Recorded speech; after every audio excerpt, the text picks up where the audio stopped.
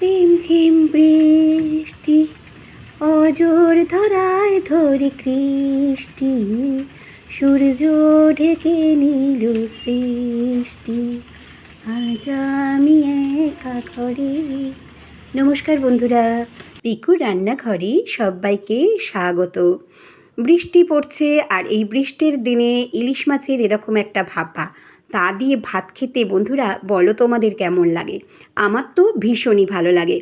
এই সময় বাজারে কিন্তু প্রচুর পরিমাণে ইলিশ পাওয়া যায়, তার দামটা একটু বেশিই হোক না কেন, এই সময় কিন্তু বর্ষাকালে বলতে ভীষণই ভালো লাগে। আমি এখানে 8 পিস ইলিশ মাছ নিয়ে নিয়েছি, আর মাছগুলোকে একটু ধুয়ে নিয়েছি। হালকা করে কিন্তু ইলিশ মাছ ধুতে হয়, নাহলে এর গন্ধটা কিন্তু চলে যায়।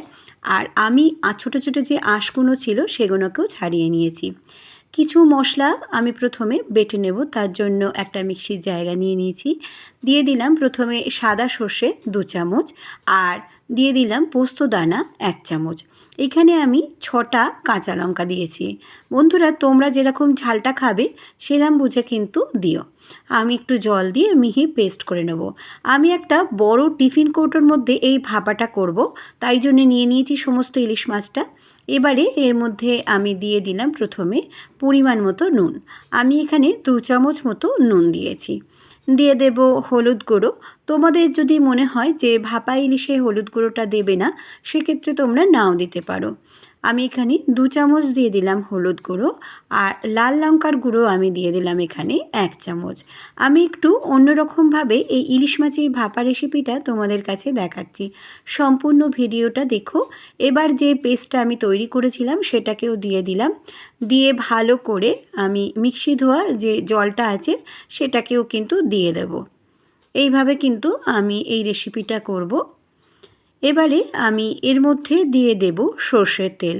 এখানে কিন্তু বলে রাখি বন্ধুরা, সর্ষের তেলটা পরিমাণে কিন্তু অনেকটা বেশি দিতে হবে। সর্ষের তেলটা একটু বেশি পরিমাণে না দিলে এর টেস্টটা কিন্তু একদমই ভালো আসবে না। আমি এখানে 5 টেবিল স্পুন দিয়ে দিলাম সর্ষের তেল, আর দিয়ে দিলাম এখানে 7 থেকে 8টা কাঁচা লঙ্কা। তোমরা তো জানোই গরম গরম ভাতের সাথে আর এরকম লঙ্কাটা মেখে খেতে হেব্বি লাগে, আমার তো দারুণ লাগে। কার কার এরম লঙ্কা মেখে খেতে ভালো লাগে আমার কাছে কিন্তু জানিও। এবার আমি বেশ ভালো করে হাত দিয়ে মাখিয়ে নিলাম সমস্তটা। আর আমি একটু গ্রেভিটা করব, সেই জন্য আমি একটু গ্রেভি রেখেছি। এবারে আমি একটা গ্যাসের মধ্যে বসিয়ে দিয়েছি একটা কড়া, তাতে একটু জল দিয়ে দিয়েছি। জলটা দিয়ে তার উপর আমি টিফিন কৌটোটা দিয়ে দিলাম, দিয়ে আমি এটাকে বসিয়ে রেখে দিলাম 10 মিনিটের জন্য। আমি এখানে 10 মিনিট বেশ জোর দিয়ে রেখেছিলাম, তারপরে আস্তে করে দিয়েছিলাম। তারপর স্ট্যান্ডিং টাইম করে রেখে ঠান্ডা করে তোমাদের কাছে দেখাচ্ছি। দেখো কি সুন্দর দেখতে দেখতে হয়েছে, রূপ আর গন্ধ একদম যেন মমক হচ্ছে আমার রান্নাঘর। এত সুন্দর খেতে হয়েছিল বন্ধুরা, তোমাদেরকে কি বলবো। রেসিপিটি যদি তোমাদের কাছে ভালো লেগে থাকে অবশ্যই সাবস্ক্রাইব, লাইক, শেয়ার করো। নিচে থাকা বেল বাটনটা প্রেস করে দিও, যাতে নতুন নতুন রেসিপি বা ব্লগ তোমাদের কাছে প্রথমেই পৌঁছে যায়। আর আমার এফবি, ইনস্টাগ্রামে পিকুর রান্নাঘর আছে, চাইলেও সেখানেও সদস্য হয়ে যেতে পারো। সবাই খুব ভালো থেকো, সুস্থ থেকো। আবারও আমি আসবো নতুন কোনো রেসিপি বা ব্লগের সাথে। সবাই কমেন্টস করে বলো কীরকম হয়েছিল।